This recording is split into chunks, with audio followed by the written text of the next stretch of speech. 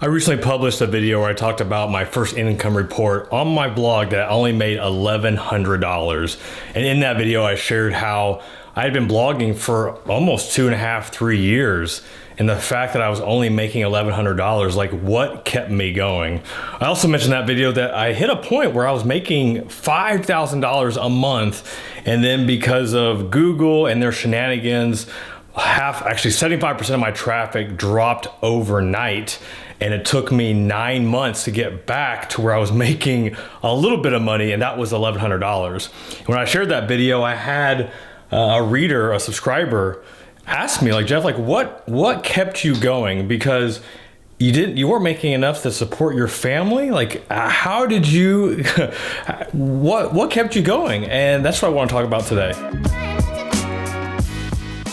What's going on, y'all? Welcome to Wealth Hacker TV. I'm your host, Jeff Rose, and this is the channel dedicated to teaching you new ways to grow wealth that is not taught to you in schools or by your parents. And whenever this subscriber reached out to me, I can definitely tell, like, we are in these situations where how do we know that we need to continue to push through? Oftentimes we'll start down a journey, we'll start a new business, a new career, and we don't know, like, is this something that we need to continue? Is this something that we just need to cut the rope and just move on? And when you're in the middle of it, like, it's hard to know what the right answer is. It's hard to know, do you quit or do you push through? Do you eat some grit and just do whatever you can to make it work?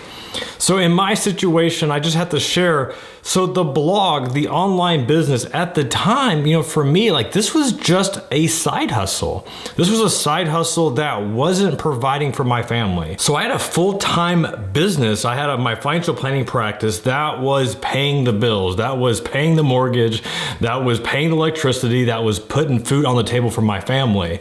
If this blog, this online business was my main business, then I would have approached it a whole lot differently.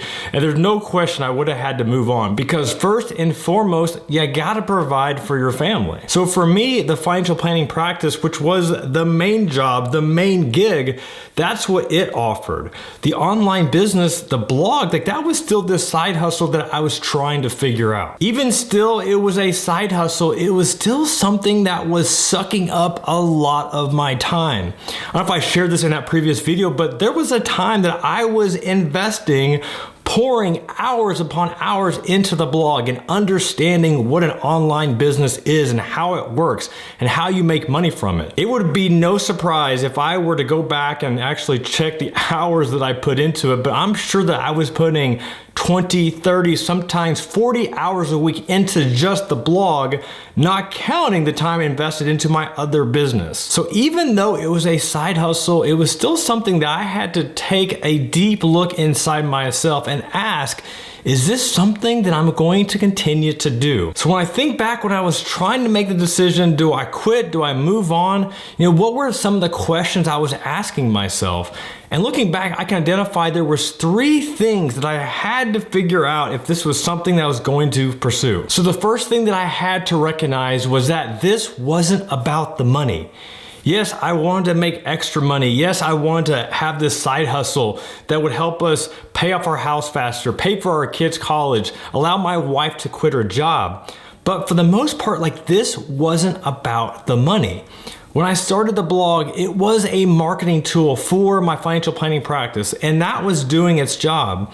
But the reality for me was that I wanted to educate others. I had this deep desire to help others. And I remember, like, I didn't start this to make money. I started this because there was something bigger here. I just didn't know what it was. All right, the second thing that I had to do was I had to re-identify what was my why. As I just mentioned, I started the blog initially as a marketing tool, but then I started making money, and all of a sudden I'm like, oh yeah, I'm making thousands of dollars. Like, this is a lot of fun. But then when that money was taken away, man, like, a lot of my identity was taken away with it. And all of a sudden I felt like a failure because I spent all this time, invested all this time into getting it to this certain level where I was making some good money.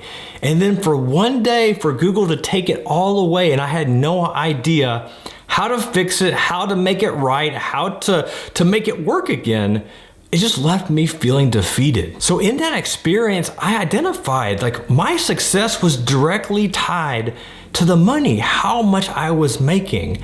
And whenever you're tying your success to dollar bills, how much income you're making, that's just not a good thing. There has to be a deeper reason for you. There has to be a deeper purpose. Now, I'll admit, in the first week when all my traffic dried up and I wasn't making the money I was making, I wasn't reaching as many people as I was reaching, like I had to do some deep soul searching after I went through a state of depression and just feeling sorry for myself. But after like taking a week or two of just taking some time off from the blog and just remembering why I started and what got me excited, and what kept pushing me was getting the emails, was getting the comments from all the readers that were sharing with me like how much they appreciated the content that I was putting out. And it was through those emails, through those comments that I re-identified what my why was. And my why was making sure that people had the right information to make smart financial decisions with their money. That was my why, and that's what kept me going. And the third and final thing that I realized when I looked back on what kept me going was I had faith for something bigger. Now, I wish I could sit here and tell you that I prayed about it and I asked God, like, God, will you just show me what your will is in this whole process? At the time, I didn't pray. I would pray now, but back then I wasn't as close to him as I am now. But I did have faith for something bigger. I didn't know what that was, but I had mentors like David Bach and Dave Ramsey that were reaching millions of people with their books and their radio shows. And I didn't have that in my plan or my vision, but I knew that I had something to share. And if these guys were making an impact with their content and their stories and their experiences, the blog to me offered something similar, but I just didn't have a plan for it. But I had faith that I kept pushing through. If I kept believing in myself and helping others, that something big would come along. And now I'm so grateful. Had I given up, had I not pushed through and just kept believing in myself and kept believing that there was something bigger here, it's not just the people that I would have impacted, but it's my family, it's my current life, it's my kids. I mean, me pushing through has given me so much, and now that I can give back to you, to my YouTube audience, to my blog readers, to my family, to the people that I interact with, that whole experience of really having to do some soul searching, of identifying what my why was, remembering why I started, and having faith for something bigger. Oh man, I'm just so grateful for that. At the end of the day, I had to figure out, am I doing this for the right reasons? Am I doing it for my family, or am I doing it for the almighty dollar? And I recognized that the dollar couldn't be the end result goal. I couldn't be. I had to be providing for my family and also helping and impacting others and making a difference in their life. So if you are in this journey where you don't know what to do you need to quit? Do you need to move on? Do you need to pivot? Or do you need to find something else? Find out what your why is. Find out how you can impact others. Are you having an impact?